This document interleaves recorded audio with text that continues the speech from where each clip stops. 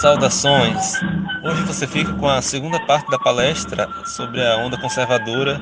Esse provavelmente vai ser o último episódio do podcast dessa temporada. Se tudo der certo, no próximo domingo vocês já vão ter a primeira parte do Politicast Reset. É isso aí, bom carnaval para todos e fique com o episódio.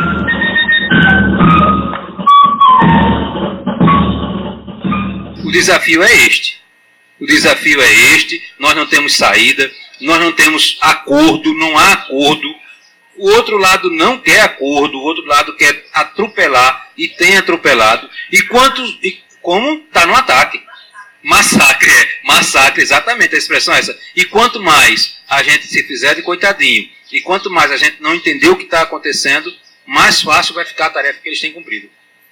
Imaginem vocês que miséria é essa, que terror é esse que a gente está vivendo, de ter um tempo em que o presidente da República tem 5% de aprovação e não caiu. De ter um tempo em que o presidente da República está envolvido em tudo quanto é escândalo, um escárnio, esse sujeito é um escárnio e está mantido.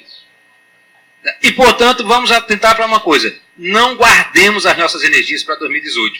A disputa eleitoral, por mais importante que ela seja, ela não dará conta daquilo que é fundamental. Só tem uma coisa que pode evitar o massacre total, é a nossa capacidade de resistir e de enfrentar, enquanto classe trabalhadora. Tá? Aí sim, as centrais todas não, mas as maiores centrais cometem um desserviço miserável quando acham que dá para fazer acordo com o Rodrigo Maia. O grande erro desse período histórico que a gente está vivendo é que os caras tomaram inimigos como amigos. Porque você descobrir que um amigo seu não era sincero, que você tinha um inimigo oculto, é uma coisa. Mas você confundir um inimigo com um amigo é outra. Inimigo de classe. Inimigo de classe. E esse debate, por mais traumático que ele seja no âmbito familiar, por mais traumático que ele seja no âmbito do trabalho, no âmbito social. Agora ontem, só para fechar com você, fechar a terceira vez que eu digo isso, né? Mas é também uma tática para deixar a pessoa menos estressada. Só para vocês entenderem, eu faço parte de um grupo e a gente decidiu fazer um ato ecumênico no Natal. E penso que é importante nesse momento fazê-lo. Aí eu citei um pastor da Igreja Batista, que eu sempre considerei a Igreja Batista uma igreja mais aberta. Aí eu citei um pastor, eu digo, pastor fulano, vamos convidá-lo. Aí o menino disse, mas o carro dele está com adesivo do Bolsonaro. Eu digo, esse não pode mais ser convidado. Entendeu? Não pode. E aí a moça, minha amiga, disse, como que eu peço? Eu digo, meu amigo, não dá para fazer concessão nesse campo mais. Não dá para achar graça com o que certas pessoas estão fazendo e não dá para ficar assistindo certas ações. Nós estamos sendo massacrados e nós precisamos entender que o momento é de reagir com todas as forças e em todos os lugares e em todos os momentos, não tem trégua. Por isso que eu falei de aguçamento de luta de classes. A impressão que dá é que a luta de classes foi abandonada. A impressão que dá é que a luta de classes está num momento de retaguarda lá. Não, nós estamos vivendo um momento de aguçamento de luta de classes. E esse aguçamento ele vai sendo expressado nessas ações do cotidiano. Tá? Nessas questões que aparecem como questões menores, que não dizem respeito ao debate fundamental que nós estamos fazendo em sociedade. Não se enganem. O que está em curso é uma onda conservadora grande, mundial, massacrante, destruidora de direitos e que está construindo um mundo mais injusto, mais desigual e mais perverso.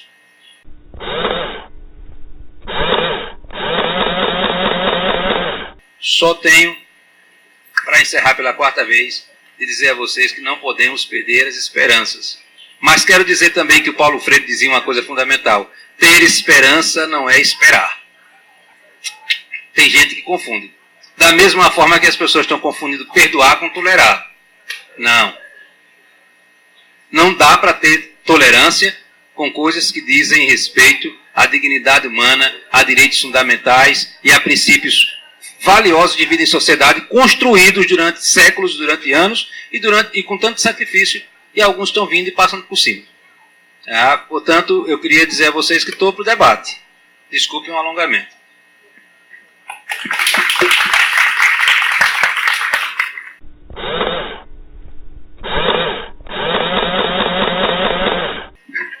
Oi, boa tarde, pessoal. Eu quero agradecer, né, mais uma vez ao Carlos e ao professor Cícero, porque já é a terceira palestra que a gente, né, tá aqui nessa resistência. E a gente estava ali brincando, esperando as flores, né? O senhor falou, vamos esperar as flores. Mas assim, eu quero dizer, eu tenho um grupo de estudo aqui, Capoeira, Sujeitos e Práticas Educativas, que eu coordeno. E a gente estava lendo o Michel de Certeau, semana passada, e falando do crível e do não crível. E nessa terceira palestra, eu vou falar a mesma coisa que eu falei nas outras, né? Que é não crível ver esses professores passando aqui, sem fazer nada, parecendo que não é com eles, ver esses alunos, né, que tomaram Rivotril, ver uma sociedade totalmente letárgica. Ontem a gente estava nas ruas de Arapiraca, né, fazendo a nossa pequena mobilização, porque um número pequeno, porque foi desmobilizado, realmente tinha alunos que estão comigo no grupo de estudo, no projeto de extensão, que disseram, olha, eu não vou, Tati, porque o professor tal marcou prova. O professor tal marcou prova ontem no dia da mobilização. Conversando com um desses professores, a professora disse, a gente vai negociar com quem? Não tem com quem negociar. E aí é muito difícil a gente ouvir isso, né? E manter a resistência também é difícil, né? Como o senhor falou, é tudo a gente dando murro em ponta de faca, sempre. Mas não tem como a gente não pensar no que o senhor falou com relação à onda conservadora e o que está posto na universidade hoje, não pensar nesses alunos, nesses professores, que seríamos o local da resistência, e não pensar em 2018, né? Porque a gente vê a única esperança, eu acho que o senhor falou justamente que a gente vem conversando, a gente conversou ontem isso lá, né? Em 2018 a gente tem esse poder da resposta, mas é muito preocupante. Nesse próprio grupo de estudo, que eu estou falando, estou até com a camisa dele aqui, é o Casup, tem uma aluna nossa que vota no Bolsonaro. E toda vez que a gente se reúne, a discussão termina nisso. Mas por que você vai votar no Bolsonaro? Porque ela é extremamente católica. Eu acho que ela é aluna do professor Elias, eu acho, Jordana. A gente sempre briga com isso. E ela sempre diz porque é católica, porque é a questão da família, todo aquele discurso conservador. Aí a gente sempre tenta convencê-la com relação a essa onda conservadora que vem também impregnando os espaços da universidade. E aí tem a questão, as pessoas sempre perguntam, votar em quem? Né? Porque nós temos essa questão do Lula, que seria, né? Porque o brasileiro sempre procura heróis, sempre procura alguém para colocar uma figura. Tem essa questão do Ciro Gomes, que a gente vem discutindo sobre isso. E tem agora, já que a gente está falando de onda conservadora, uma deputada, acho que o senhor conhece a Manuela, do Rio Grande do Sul, que vem com a força, de certa forma, porque é uma mulher, é diferente, digamos assim, porque não está no meio desse processo, mas não deixa de ser conservadora pelo processo que ela foi eleita e de onde ela vem, né, do berço de onde ela vem. Aí eu queria que o senhor falasse um pouco mais nessa, não esperança, mas ao mesmo tempo esperança do 2018, já que a gente tem que escolher alguém e que o Bolsonaro está fora de cogitação e que a gente sabe da condição do golpe, que Lula, mesmo que ele ganhe, talvez não assuma. A gente tem uma série de conjunturas nesse momento, né, que a gente precisa se articular dentro dessa resistência para 2018 também. Né? Porque não adianta a gente dizer que não, temos que lutar agora, temos que resistir agora. Uma das coisas que mais me incomoda é nós mesmos, nossos próprios colegas, é só a gente olhar para o lado, né? E ver que a maioria está em casa, aproveitando de uma greve para tirar férias, né? Uma boa parte faz isso, infelizmente. E é o que mais machuca e é o que mais deixa o movimento enfraquecido, porque a sociedade acaba caindo em cima da gente como se fossem todos iguais. Mas se eu falasse um pouco de como essa saída, dessa esperança, de certa forma, em 2018, nessas figuras, que é desesperador. Eu estava falando até com as meninas no primeiro turno, eu voltei no professor da USP, eu esqueci até o nome, porque o segundo turno foi tão... Mariase, eu votei nele no primeiro turno. Aí votei nele. Quando foi no segundo turno, o negócio foi tão acirrado, eu brigava com os professores aqui no corredor, que ia votar em Aécio, e era uma coisa tão acirrada que a gente acaba esquecendo. E eu pergunto onde estão esses alunos, que a gente teve há pouco tempo uma eleição aqui para diretor do campus, e esses alunos estavam pegando fogo aqui, um matando o outro, porque um era Eliane, o outro era Odaí, ficava tudo se matando, Mandacaru, Coração, e tudo se matando. E cadê esses alunos agora no momento em que a gente está lutando por uma universidade que é nossa, que é una, e que a gente precisa unir as forças, independente da posição política local. E esses alunos totalmente enfraquecidos, totalmente, né, fora de órbita, digamos assim. Né? Então, tanta força política se esvaiu ali, em uma eleição local. Né? Então, eu acho interessante a gente fazer esse chamado, né, para as pessoas se acordarem. Muito obrigada.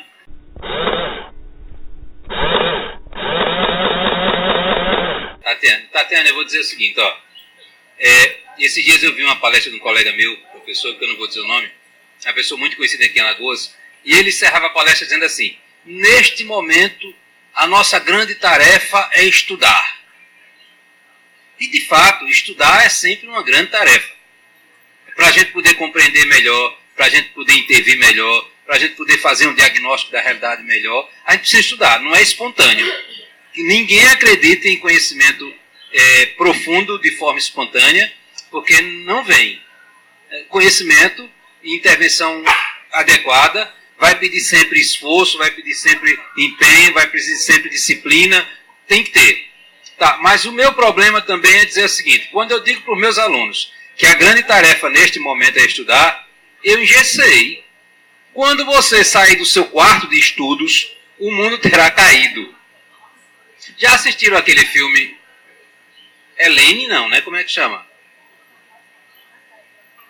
Tá, eu vou contar brevemente a história, vocês vão entender. É uma moça, uma senhora na União Soviética, que ela tem um problema de saúde e ela fica um período assim de 6 meses em coma. E quando ela acorda, o muro caiu, o mundo mudou e ela não percebe o que aconteceu. Ela desperta no outro contexto. Eu tenho um cuidado, Tatiana, dizer assim: nós precisamos incentivar sempre os nossos alunos a estudarem, mas não pode haver essa lógica de teoria descolada de prática. Não pode. Tem que ter um processo claro de mobilização social, tem que estudar, também não pode ser aquele que vem para a escola, que vem para a faculdade, fazer movimento estudantil, movimento político, mas não tem compromisso com sala de aula. Eu fui liderança estudantil e eu sempre tive uma preocupação de ter boas notas, de ser bom aluno, de frequentar as aulas. Porque se eu não sou minimamente cuidadoso nisso, como é que eu posso reclamar de uma universidade que não está dando conta, se eu próprio não dou conta disso? Portanto, estudar é importante, mas estar mobilizado também é importante.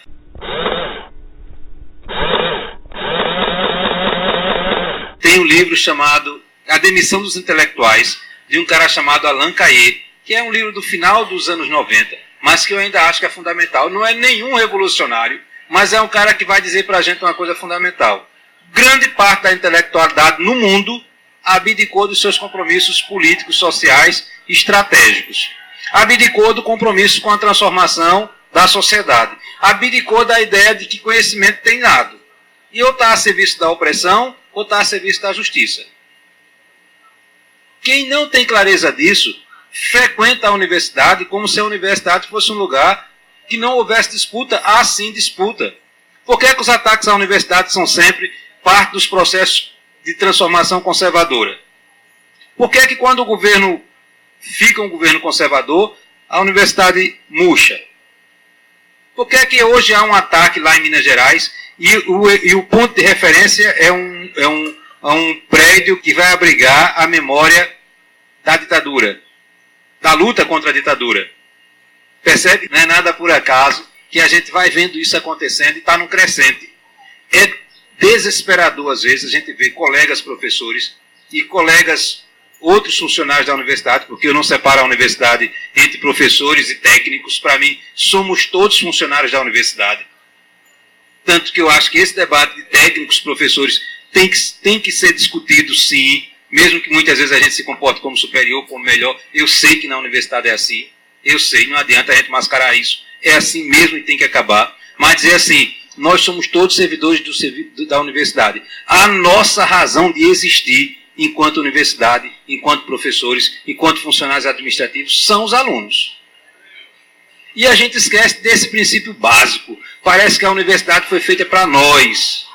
E que a universidade é nossa. Não é. O nosso compromisso, aí a gente vai dizer assim: o que mais nos dói, aí eu tenho acordo contigo, é quando nós percebemos que os nossos alunos também não perceberam isso. Que o ataque à universidade não é ao Cícero, não é a você, não é a você, é ao aluno fundamentalmente. Que quando há corte de recursos, como a gente tem visto nos últimos tempos, na ponta quem é atingido não sou eu, não é você, é o aluno. E aí a gente tem que fazer esse debate, mas nas salas de aula nós não temos feito esse debate. A gente não tem feito esse debate. Poucos professores se posicionam em sala de aula. Poucos professores fazem um debate, e nós temos tido poucos fóruns para fazer isso. O nosso sindicato mesmo não tem estimulado esse debate, e nem quando estimula tem conseguido fazer esse debate. Nós acabamos de viver um processo de eleição para o nosso sindicato. Com chapa única, isso significa o quê? Que não há unanimidade? Não, isso significa despolitização dentro da universidade. Mas também 2 chapas com acirramento não significa politização. Tá? O azul ou o vermelho, para mim, não é politização. O debate é de propostas. Quais são as propostas? Quais são as posturas? Se isso não ocorreu, perdemos a oportunidade.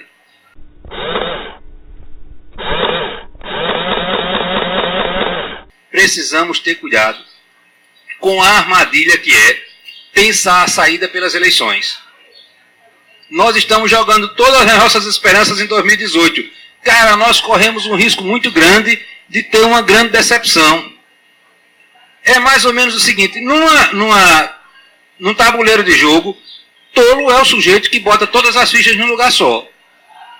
Se ele ganhar, vai ser a glória. Se ele perder, vai ser o inferno.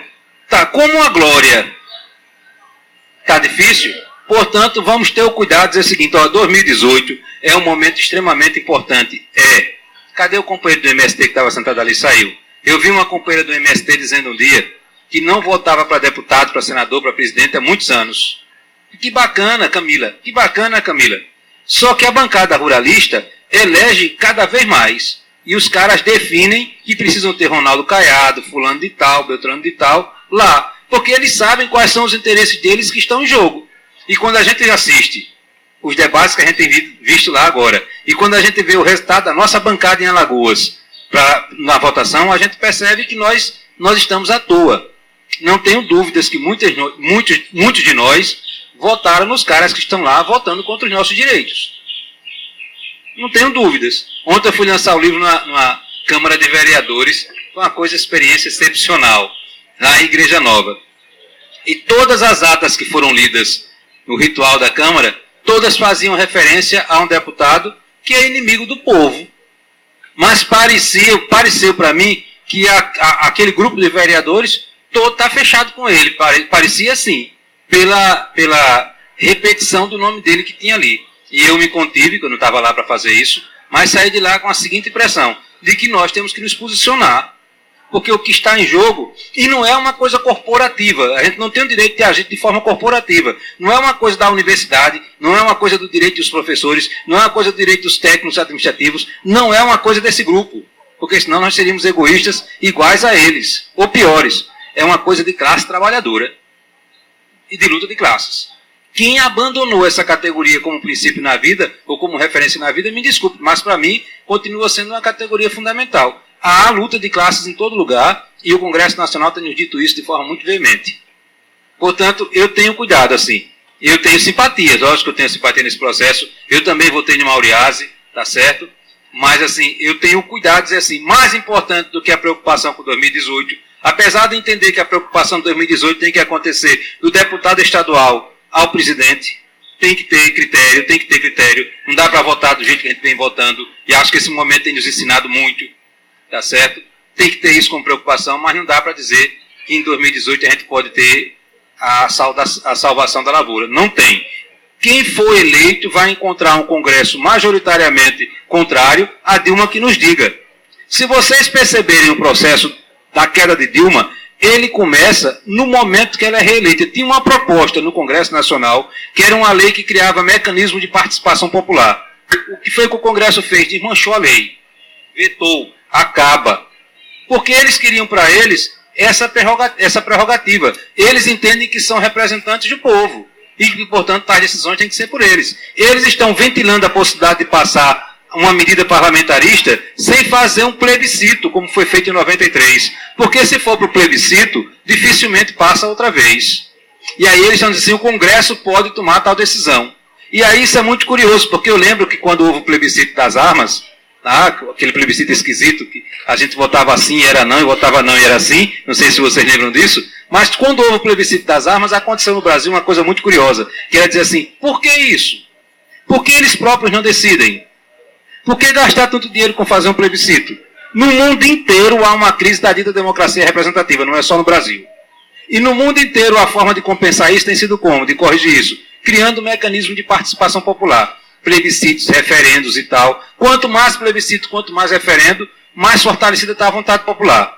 Tá, mas no Brasil isso parece que não é o interesse dos caras, porque os caras não querem a participação popular. Só para não dizer que eu não fui crítico, eu lembro que o Lula disse certa feita, quando perguntaram, tinha uma proposta para fazer um plebiscito sobre os juros da dívida. Sobre o serviço da dívida, se nós deveríamos manter tais serviços ou se deveríamos fazer uma auditoria da dívida interna e externa na época. E o Lula disse, mas esse é um tema que a camarada que está lá na Amazônia vai decidir para fazer auditoria. Como se o camarada que estivesse lá na Amazônia fosse incapaz de entender que aquele era um tema fundamental para a vida do país. Da esquerda e à direita, quando não interessa a politização do povo, não aposta nisso. Infelizmente.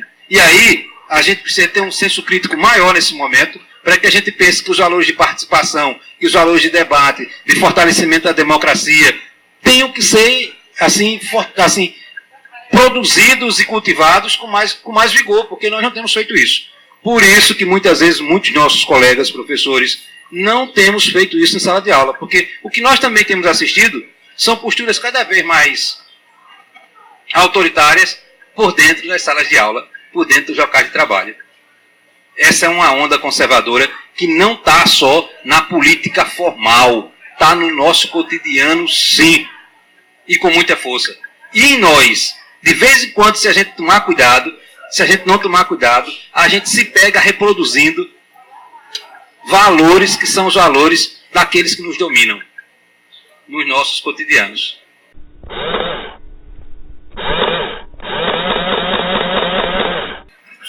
Lembrei de um podcast que eu acompanhei sobre a desmilitarização da polícia, né? Aí um deles disse que o problema do Brasil não é nem a desmilitarização da polícia, que antes de desmilitarizar a polícia, o brasileiro tem que desmilitarizar a vida, né? Que a gente tem uma cultura militarizada de autoridade em casa, em todos os ambientes, né? Tem a pessoa da autoridade e os outros que tem que obedecer, né? Eu lembrei disso agora, que bate com isso. Agora, sobre a eleição do ano que vem, eu acredito que pro executivo não é tão difícil, né? No fim das contas, a gente vai acabar tendo que escolher entre um que é horrível e outro que é aceitável. A preocupação maior, eu acredito que tem que ser no legislativo, né? Já ir de olho em quem, né, vai se colocar e acompanhando, que a gente está vendo como o legislativo é importante nesse período agora.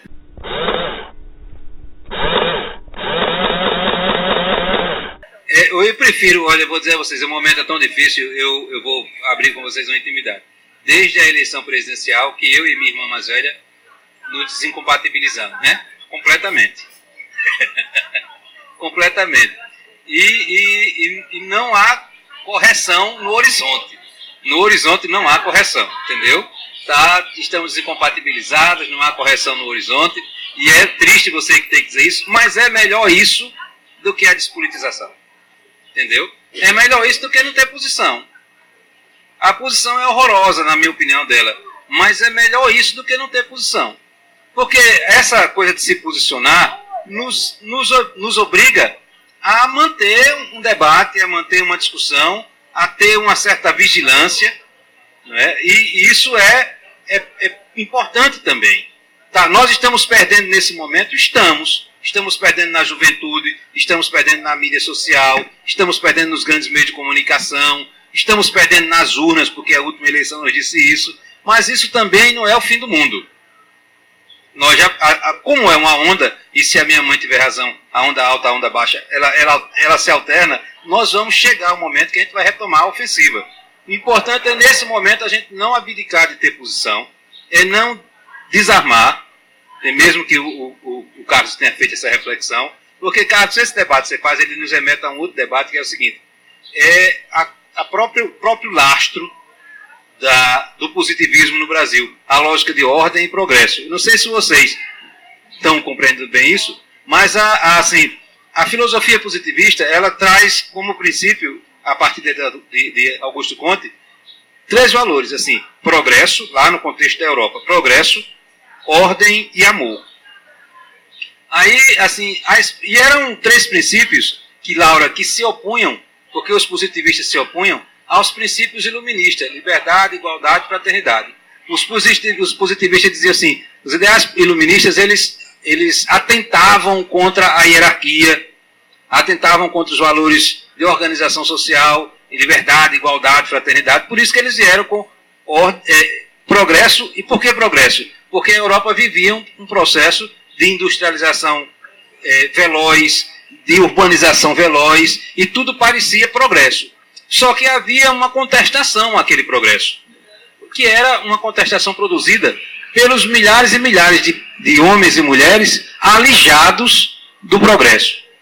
Os pobres, que vieram para a cidade e que viviam em situações de absoluta miséria, em situações insalubres, as fábricas eram insalubres, as cidades eram insalubres, o lugar que eles viviam insalubres, eles foram para as greves, foram para os protestos, foram para as reivindicações. E isso foi entendido pelos positivistas como desordem. Por isso que era preciso, para garantir o progresso, estabelecer a ordem. E o amor desapareceu enquanto valor, porque a sociedade tinha... Quando isso foi traduzido para o Brasil e adaptado e posto na bandeira brasileira, aí vem o nosso conservadorismo exacerbado. Aí mudou a ordem dos fatores, aí virou ordem e progresso. Logo, a ideia de ordem é uma ideia mais cara na realidade brasileira do que a ideia de progresso.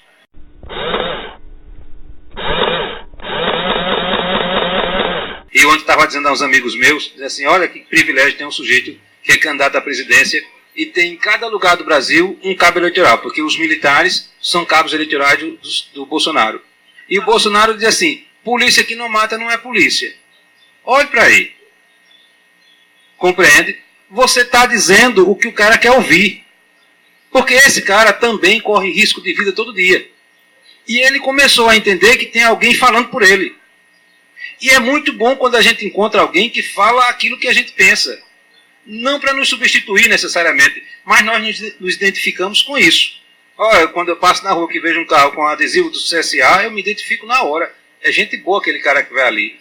Se ele for ao mesmo tempo CSA e Botafogo, é muito mais coincidência. É um sujeito ainda melhor. Não, aí eu infeliz. Entendeu? Aí eu infeliz. Mas, ora, esse sujeito está fazendo uma coisa que as pessoas não estão entendendo. Ele está se identificando com os outros. Quando você diz assim, a menina diz assim, porque eu sou católica, porque isso, os valores de família. Como pode um homem que aplaude outro que estuprou, que torturou, ser associado aos valores do cristianismo? Percebe a contradição disso? Ustra, o terror de Dilma. Quem foi Ustra? O cara que estuprou e torturou. Dilma foi estuprada e torturada durante 3 anos. Não é um episódio, não é uma situação, um dia, um instante, um momento, uma vez. É uma rotina. É uma rotina. E o cara que comandou isso é herói do sujeito que é referência para uma menina que diz que é católica. Mas a Igreja Católica ela tem uma contradição muito grande. Não é aquela contradição que a gente estudou a vida inteira. Ela tem um setor progressista, que a gente chama de teologia da libertação, e tem um setor conservador, que a gente chama, algumas vezes mais conservador ainda, que a gente chama de a oração carismática. E a oração carismática é uma coisa construída por dentro da Igreja Católica e com o incentivo da Rede Globo para confrontar o avanço das igrejas evangélicas. E tem, inclusive, práticas comuns, semelhantes, né? De tirar as coisas que parecem no corpo, de fazer aquelas missas que as pessoas caem e batem no chão. Tem tudo isso no comum, e também tem um conservadorismo político grande. Aliás, é uma coisa muito curiosa. A Igreja Católica tem um Papa que o mundo adora e que por dentro da Igreja Católica é odiado pelo alto clero. Silêncio completo. Mas quando o Papa fala, os caras estremecem. E ele sabe disso. E nós, assim, os que estão mais esclarecidos, sabem disso. Que é um privilégio. Eu tenho uma amiga aqui de Arapiraca, que era religiosa, que a minha última conversa que com ela faleceu, teve um câncer miserável, e ela disse assim, eu vivi o suficiente para ver o Francisco, nosso Papa.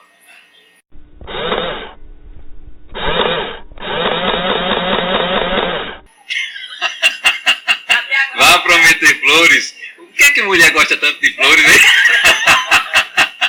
Com justiça, viu, moças? Não, eu se posso falar de flores, eu diria que flores são estes momentos. São poucas. Mas a gente também não pode, assim, às vezes a gente fica lastimando, a gente faz uma reunião, faz um encontro, e aí não vem 10, a gente lastima os 10 que não vieram. Aí vem 5 e a gente não comemora os 5 que vieram.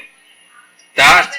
A greve de vocês, a resistência popular que tem ocorrido, assim, as manifestações que têm se dado, o enfrentamento que tem tido, a ousadia que algumas pessoas têm de botar a cara e levar tapa. Eu vou contar para vocês que eu fiz isso nos últimos tempos. Apanhei tanto que eu tive pena de mim.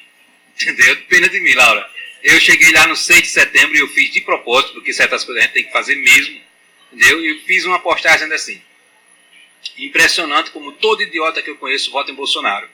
Será coincidência? Meu amigo. Apareceu tanto idiota que eu não sabia. E eu apanhei feito um cachorro velho. E o cara disse assim, professor, tire isso. Eu digo, não, é para ficar. E eu quero que fique lá para daqui a um ano, espero que ele perca a eleição, entendeu? A gente poder dizer assim, olha, que a gente precisa dizer. Porque tem gente sendo omissa. Tem gente assistindo o bonde passar. E olhe, preste atenção, porque o bonde pode passar de volta por cima de você. Entendeu? Se a gente não... Parecia brincadeira no começo e depois foi ficando sério, né?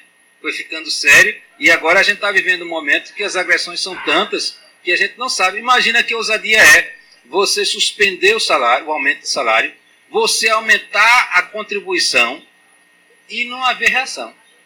Quem reagiu foram vocês. Os outros todos estão assistindo. Conhece aquele poema do Brecht, assim, na primeira noite ele entrou, pisou na grama, na segunda noite, e chega um momento que, porque eu calei, eu não tenho mais o que dizer. É exatamente o risco que nós corremos neste momento. Entendeu? Assim, sair para o futuro com o entendimento de que, olha, eu combati o bom combate. E não é fácil. Entendeu? Não é fácil, mas é preciso e necessário. Porque se a gente for fazer na vida apenas o que é agradável, o que é conveniente, e o que... Tá, a gente não faz mais nada na vida, ou então a gente se candidata a Miss. Se alguém quiser ser candidato a Miss, eu como estou fora de forma, e passei da idade, não tem jeito nenhum. Entendeu? Não tem jeito nenhum. Portanto, como eu não sou candidato a Miss, eu estou me expondo e querendo ver se incentivo outras pessoas a fazerem o mesmo, porque a onda conservadora está com todo vigor. E aí, iniciativas como a que você tem, do grupo de capoeira, do grupo de estudo, do grupo de discussão, isso é flor. Isso é balaio de flor, minha amiga. Nesse momento, isso é balaio de flor. Às vezes a gente não percebe, mas a resistência, ela é micro.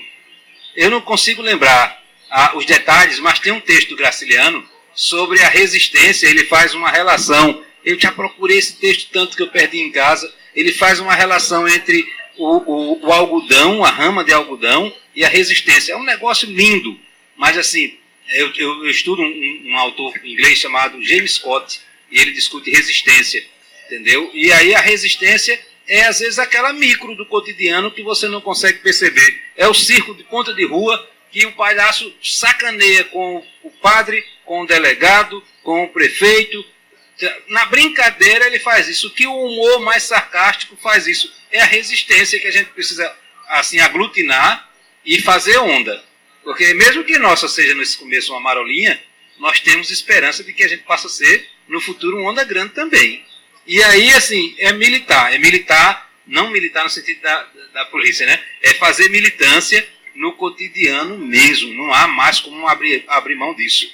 Eu pessoalmente achava, sinceramente, eu já tenho uma idade avançada, eu achava que eu já podia ir começar a descansar, começar a aposentar. Não, veio tudo de novo. Porque desde os 18 anos que eu estou na militância, de movimento de igreja a partido político, de partido político. Não, graças a Deus me aposentar mais nunca, né? E ele ontem teve coragem de dizer que a reforma é para combater os privilégios de quem aposenta cedo. Mas olhe, meu amigo, É muita cara de pau, é muito descaramento. O cara que aposentou com 54 anos e que continua na ativa aí, faturando bem, né?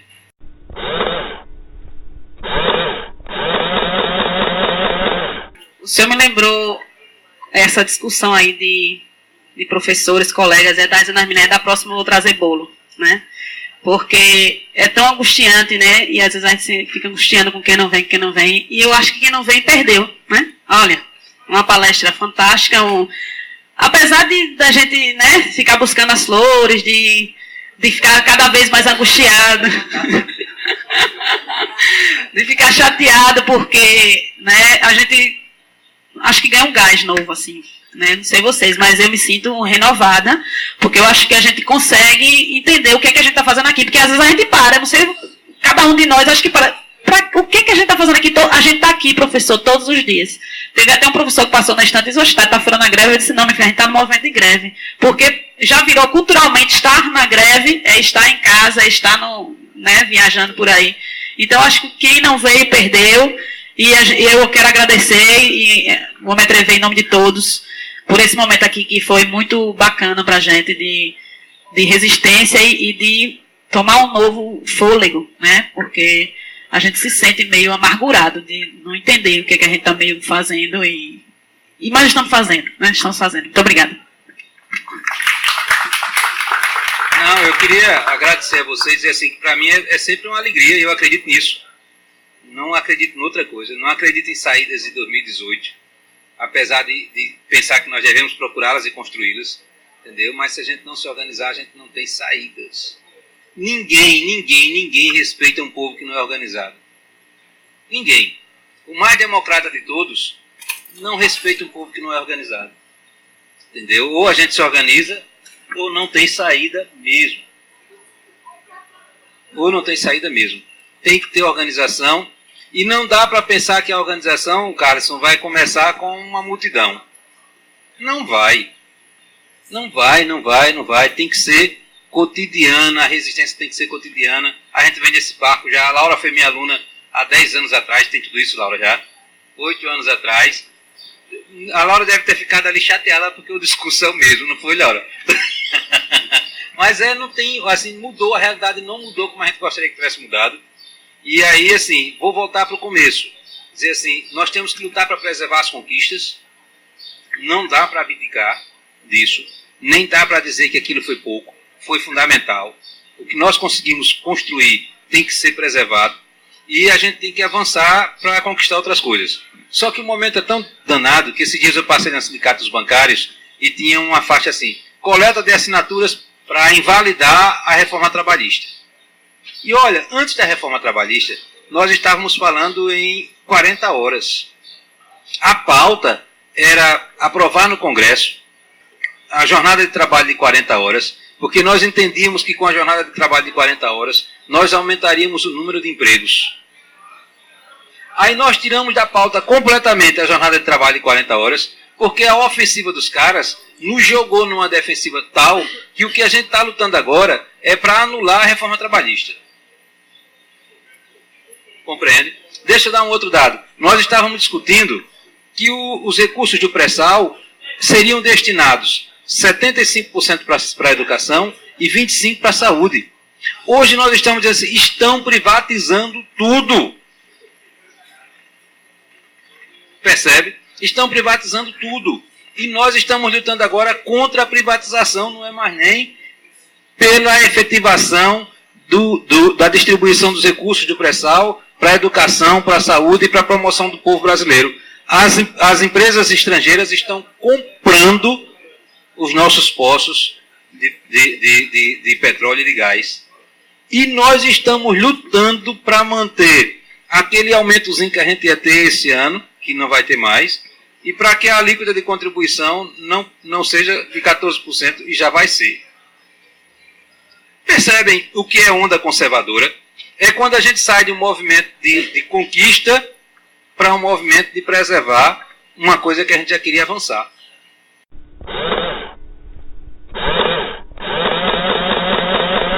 O que nós perdemos foi, em grande medida, por conta daquelas figuras que a gente votou e que chegaram lá e votaram como quiseram. Contrário, Eu vi uma senhora esses dias enfrentando um garotão, um deputado, e ele disse assim, eu estou trabalhando pela senhora. Não, nego, você não está trabalhando por ela não, você está trabalhando por outra coisa, outro projeto. E de vez em quando a gente precisa dizer às pessoas que andam conosco assim, os projetos são diferentes. Nós precisamos ter clareza do projeto que nós defendemos. E nós precisamos ter consciência de classe. Consciência de classe, a palavra básica é consciência de classe. Se a gente tiver consciência de classe, aí muitos professores não têm, aí muitos nossos colegas alunos não têm, muitos nossos colegas técnicos não têm, muitos dos nossos trabalhadores não têm. Consciência de classe é valor básico. Qual é o teu lado, cara? Por isso que eu comecei dizendo a vocês, olha, eu estou aqui porque eu tenho lado. Tenho lado e sempre tive e pretendo continuar tendo. Na contramão, porque nesse momento nós estamos apanhando na contramão. Né? Na contramão, claramente. Hoje, quando eu vi a postagem lá sobre a operação da Polícia Federal em Minas Gerais, a coisa dos comentários da postagem era assim, é uma universidade de comunistas e tal, os caras estão desmanchando a Universidade do Rio de Janeiro, a Fluminense lá, e aquilo é um exemplo do que pode acontecer com todos nós. E se não acontecer por inteiro, vamos sufocando, vamos estreitando, vamos limitando, porque assim, a ofensiva é muito grande e a nossa capacidade de reação não tem sido à altura. Mas nós vamos precisar acreditar que nós temos sim capacidade de reação. E só para não dizer, de novo que eu não falei de Flores, a greve geral que a gente fez, a última greve geral, foi muito grande. Qual é o problema daquilo? É que ali o Temer estava para cair. E qual foi o problema daquilo? É que a direita, a velha direita, construiu uma saída que foi o quê? Sai o Temer e a gente escala o Tasso Gereissati. E aí o Tasso Gereissati vinha com o compromisso de manter as reformas, todas, tal qual o Temer, e o Tasso Gereissati vinha oxigenando um projeto de PSDB para 2018. E aí parte da esquerda avaliou o seguinte, olha, se as reformas os caras vão aprovar de qualquer jeito, por que a gente vai ajudar a derrubar o Temer? Esse discurso é um discurso miserável, mas essa compreensão se deu. Por que a gente vai derrubar o Temer e deixar o PSDB se restabelecer? Compreende? Olha que miséria, ninguém fala disso abertamente. Mas é isto que está na raiz da questão. Aí você tem um escroque, porque é um escroque completo. Eu sou de opinião, a minha mãe dizia assim, eu vejo sempre para minha mãe, né? Minha mãe dizia assim, o camarada tem pelo menos que ter cara de homem. A minha mãe disse, homem não pode ficar rindo alto. Homem não pode... Machista, minha mãe, entendeu? Mas assim, nem isso ele tem, a preocupação de parecer um cara decente. Porque alguns ainda fazem um esforço de parecer um cara decente. Ele nem essa preocupação tem. É uma coisa tão escandalosa, Laura, tão escandalosa, que está assim, dando na cara. Entendeu? Mas vamos à luta, vamos acreditar que nem tudo está perdido, e vamos acreditar que o povo brasileiro é maior do que esses caras, e que vai chegar a hora da gente se reerguer. Só peço a vocês que a gente não carregue as nossas energias para 2018 apenas. Que isso seja desde agora, porque é como aquele meu colega professor que dizia assim, agora é a hora de estudar, quando a gente acordar, pode ser que não tenha mais o que fazer. Portanto, vamos à luta, muito obrigado, e estou à disposição para outras oportunidades, se não for ficar enfadonho e repetitivo, né, Laura? Um abraço.